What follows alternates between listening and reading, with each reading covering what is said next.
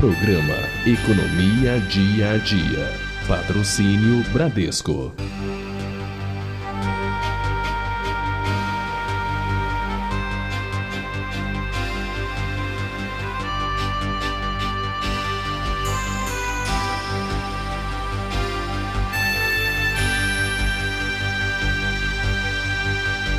Muito boa noite. Começa agora na sua TV aberta São Paulo, mais um Economia Dia a Dia, programa do Sindicato dos Economistas no Estado de São Paulo.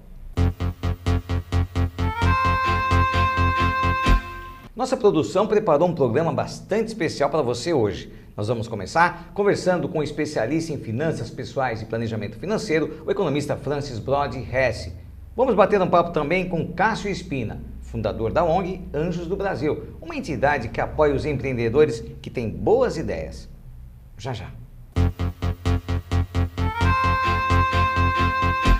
Com esta edição de número 168 do programa Economia Dia a Dia, completam-se 14 anos de produção e transmissão ininterrupta deste serviço de comunicação prestado pelo Sindicato dos Economistas no Estado de São Paulo, a categoria dos economistas e também a sociedade em geral. A intuição do saudoso presidente, economista Jamil Zantucci, vem se concretizando ao longo do tempo por meio da divulgação de informações úteis sobre economia aos telespectadores.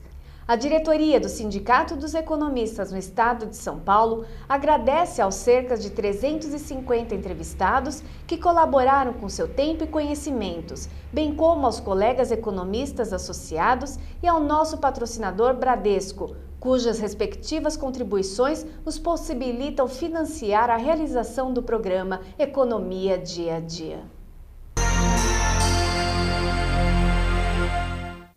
Nós vamos começar esse Economia Dia a Dia falando novamente numa questão muito importante, que é o planejamento financeiro, as finanças pessoais, aquilo que muitas vezes leva uma pessoa a perder o sono em função de dívidas adquiridas e lidar mal com as suas finanças. E para isso nós vamos conversar hoje com o Francis Brody Hesse, ele que é um consultor financeiro, palestrante, especialista justamente nessa área, as finanças pessoais e planejamento financeiro. Tudo bem, Francis? Tudo bem, boa noite, Wagner. Boa noite a todos. Boa noite e muito obrigado por ter vindo. Quero agradecer em nome do Sindicato dos Economistas no Estado de São Paulo a sua vinda ao nosso programa. Obrigado a vocês. Maravilha. Bom, Francis, nunca é demais falar no lado conceitual envolvendo essa verdadeira ciência dentro da economia, que acabou se transformando a questão das finanças pessoais e planejamento financeiro. Como é que isso funciona, na verdade, Francis? Embora já tenhamos abordado algumas vezes aqui, é sempre bom lembrar para os colegas economistas que estão nos vendo e o público em geral, não é? Como é que funciona esse conceito hoje no mercado? É um conceito que está começando a ser difundido, principalmente o planejamento financeiro. Finanças pessoais já está um pouco mais difundido, o planejamento financeiro está começando a ser difundido. E é uma ferramenta muito importante e ajuda realmente a população a se planejar, a ter... O que é se planejar?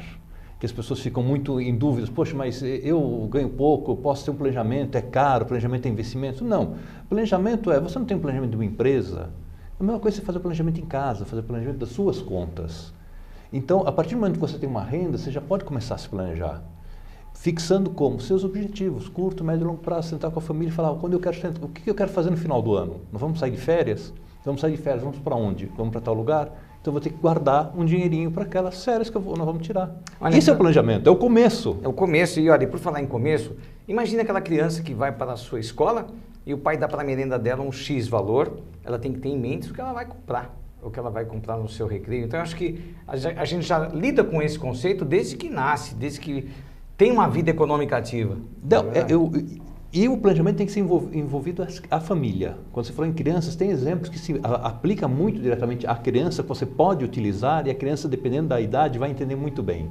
Ou seja, os recursos sempre serão finitos. Todos os recursos naturais, econômicos, serão finitos. Quanto mais o dinheiro que você tem na sua carteira ou no seu banco, não é verdade? Sim, são finitos. Por exemplo, no caso que você falou até, eu vou citar de uma criança. Por exemplo, uma criança tem a família se programou para fazer uma viagem de fim de ano. Tá, então toda a família sabe que tem que economizar para uma viagem de fim de ano. Aí uma criança, um filho vem, poxa, mas um coleguinha ganhou uma bicicleta nova e a minha bicicleta é antiga. Eu quero uma bicicleta nova. Então, como que você pode envolver ele? Olha, eu posso te dar uma bicicleta nova, só que em vez de 10 dias na viagem, vamos ficar 8 dias. Aí ele começa a perceber que tem um valor, ele tem que abrir mão de alguma coisa. Sabe? Ou isto ou aquilo. Eu não consigo tudo. Tem que saber escolher. E isso a família toda, quer dizer, não só ele, mas a família toda. Olha, nós conversamos recentemente aqui com um colega seu economista, o Frankenberg, que também mexe com esses temas e com uma ótica voltada muito à questão da aposentadoria, Sim. esse tipo de coisa. E ele acha que a aposentadoria deve ser tratada desde o primeiro dia em que a pessoa comece a trabalhar.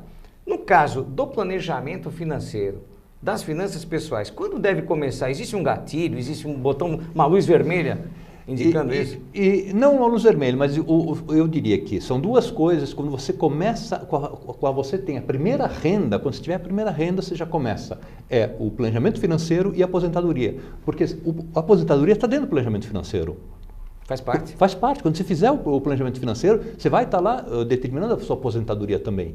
Então, são coisas que você começa quando? Com a primeira renda. Independente de qual for a renda. Não é porque você ganha muito ou ganha pouco que não pode ter. É proporcional. Se você ganha 1 milhão, você tem que planejar, porque dinheiro acaba. De qualquer forma, dinheiro acaba de qualquer jeito. Quantos casos existem aí de pessoas que se tornaram famosas no tempo que a loteria esportiva era a única loteria? Então teve aí uma série de personagens que ficaram notáveis porque perderam tudo. Sim. O indivíduo do nada veio, por nada foi. Por nada foi. Porque não sabia planejar. E do outro lado você vê, geralmente, as grandes fortunas, por que elas se perpetuam? Porque foram bem planejadas, tiveram um bom planejamento. Não é milagre. Então, não é milagre.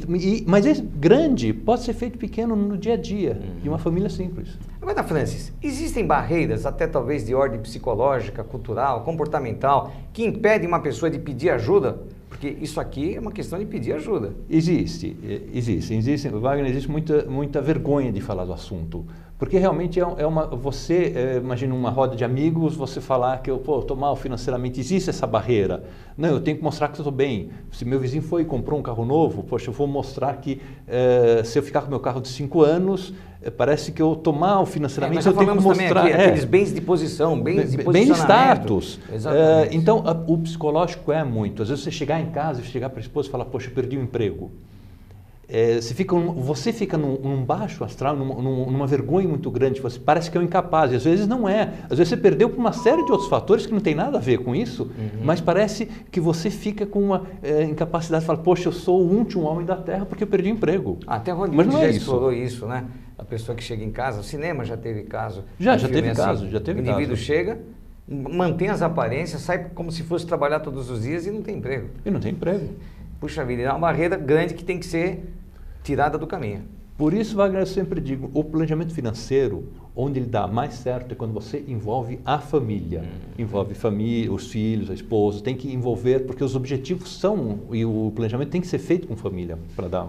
Perfeito. Certo. Bom, você como um profissional independente, você trabalha como autônomo, sim, um economista autônomo. Sim, sou profissional independente. Quem te procura normalmente para esse tipo de auxílio? Olha, a procura vem como... pessoas que querem fazer seu planejamento financeiro pessoal para a sua família, tá? E empresas que querem que eu faça palestra ou curso para os funcionários da empresa. Porque não é interessante para uma empresa ter gente endividada, gente que não dorme direito, que sei lá, isso passa para a coletividade do endividado? Passa. O que acontece? Começa a haver problema de baixa produtividade, de relacionamento com os funcionários que estão endividados. Por mais que ele ganhe, nunca está bom. Por mais que ele ganhe, nunca está bom. Você dá um aumento de 100%, não está bom. Não. Aí o que é? Ele tem que mudar de atitude. Quer dizer, ele está gastando mais do que ganha. Então, se ele começar, eu ganho 1.000 e gasto 1.200. Se eu passar a ganhar 1.200, 1.300, não vai resolver minha vida. Eu vou continuar gastando mais do que aquilo que eu ganho. Então, eu tenho que mudar a atitude, quer dizer, gastar menos do que eu ganho. Enquanto não fizer isso, ele não vai progredir. Quer dizer, tudo começa com o reconhecimento do problema e uma mudança de atitude. E isso as empresas têm notado e têm reparado, porque realmente dá um problema de produtividade, de relacionamento, os funcionários ficam muito endividados, hoje em dia o crédito é muito mais fácil. Então as empresas têm realmente percebido isso e identificado que se pode fazer isso realmente com pessoas que ganham 1, 2 salários mínimos. Você pode fazer um planejamento, é um planejamento simples, exatamente, mas você começa daí. E aí eles começam a ter realmente a perspectiva de onde eles querem chegar. Olha, eu conheço empresa que tem um plano de socorrer essas pessoas que estão endividadas, emprestam para eles dinheiro, não dão, emprestam em condições módicas, com taxas bem acessíveis, acompanham, monitoram o comportamento do indivíduo, vê se realmente ele saiu, ele estancou essa hemorragia financeira e se mudou.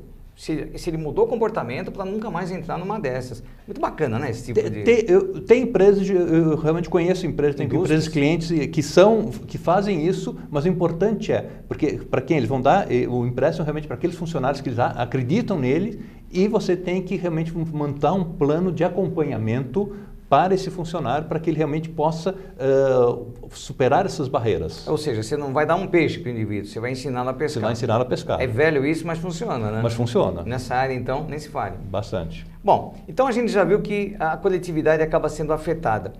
Nós vivemos hoje num mundo em que a pessoa, numa fechada no trânsito, muitas vezes acaba numa tragédia, né? Indo ainda um pouquinho mais a fundo na questão, você acredita, Francis, que uma situação dessas possa aumentar, de uma forma geral, a agressividade nos ambientes? Criar mais mau humor ainda? Sim, acredito. Não só acredito, como acontece mesmo.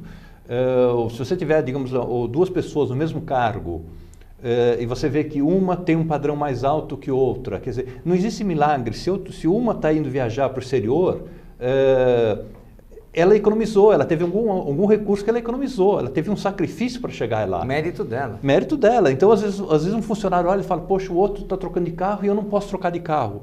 Mas só vê o lado, quer dizer, que ele está trocando de carro, não vê o lado do sacrifício que ele teve que fazer para trocar de carro, para ter um bom plano de aposentadoria, para várias coisas. Ver as pingas que bebem e não ver os tomos que levam. Claro. Isso é muito comum. E só se enxerga o lado, poxa, a pessoa está fazendo isso, fazendo aquilo, todos os meus amigos estão fazendo e eu não posso, quer dizer, por quê? Bom, Francis, eu vou trazer agora aqui um tema muito recorrente hoje, inclusive no nosso último programa a gente tratou bastante sobre isso, a questão da nova classe média brasileira. Essa nova classe média está tendo acesso a novas coisas, a um novo tipo de consumo. Isso acaba sendo um elemento fomentador desse endividamento. Isso acaba levando pessoas que já não tinham grande facilidade em controlar as finanças. Agora elas se deparam com escola particular, elas se deparam com clube, elas se deparam com uma série de coisas que antes elas não tinham pela frente. Isso daí você acha que afeta o orçamento e aumenta a propensão a uma pessoa tornar-se endividada? Não só isso, a facilidade do consumo, do crédito, quer dizer, do crédito e do consumo. Então você tem essa facilidade hoje e o que acontece, se você não consegue educar essas pessoas num bom planejamento, numa boa educação financeira, onde eles possam começar a perceber onde eles querem chegar, realmente eles vão acabar se endividando. Porque o crédito é muito fácil, então eu vou trocar geladeira, eu troco televisão, eu troco sem planejar. Não, porque eu vou usar... Troca por trocar. Troco por trocar. E está chegando a Copa, você tocou num ponto, tem televisão, que tem gente que vai aposentar a sua TV, LCD, sim, etc., em função da Copa. Vem aí uma onda de consumismo.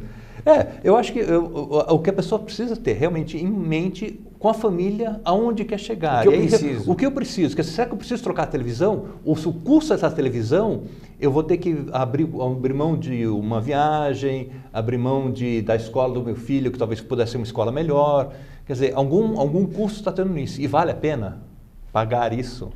É uma questão de atitude mesmo. É uma questão de atitude mesmo e muita parte psicológica. Bom, fica então essas dicas aí do economista Francis Broad-Hess, inclusive dica para o profissional economista em torno do nicho que existe nessa questão das finanças pessoais e do planejamento financeiro. Francis, olha, muito obrigado novamente em nome do Sindicato dos Economistas do Estado de São Paulo pela sua vinda ao nosso programa de hoje. Obrigado a você, Wagner, obrigado ao sindicato, obrigado a todos.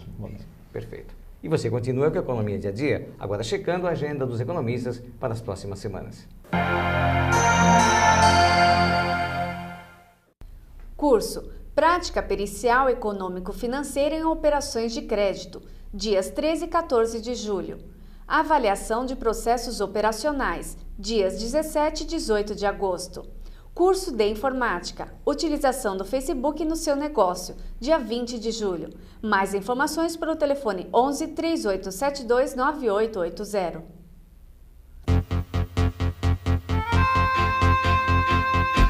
E para concluir o programa de hoje, nós vamos conversar com Cássio Espina, que é fundador da Anjos do Brasil, e ele próprio vai nos explicar o que vem a ser isso. Tudo bem, Cássio? Tudo bom, e você? Tudo bem, graças a Deus. Quero agradecer a sua presença em nome do Sindicato dos Economistas do Estado de São Paulo. É um prazer estar aqui com vocês e conversando com o seu público. Maravilha. Cássio, quando eu recebi essa pauta, fiquei realmente muito curioso. O que seria a Anjos do Brasil? Vamos começar explicando para o nosso telespectador o que vem a ser isso. O Anjos do Brasil é uma organização sem fins lucrativos que tem como objetivo fomentar o investimento anjo para apoiar os empreendedores brasileiros, né? Principalmente aqueles novos empreendedores, aqueles que estão com ideias novas, com novas oportunidades, querendo criar negócios que têm um grande potencial. Ok, bom, não tem a ver com inventor, né? Porque o Brasil tem muitos MacGyvers da vida, né? O Brasil tem muitos professores pardais.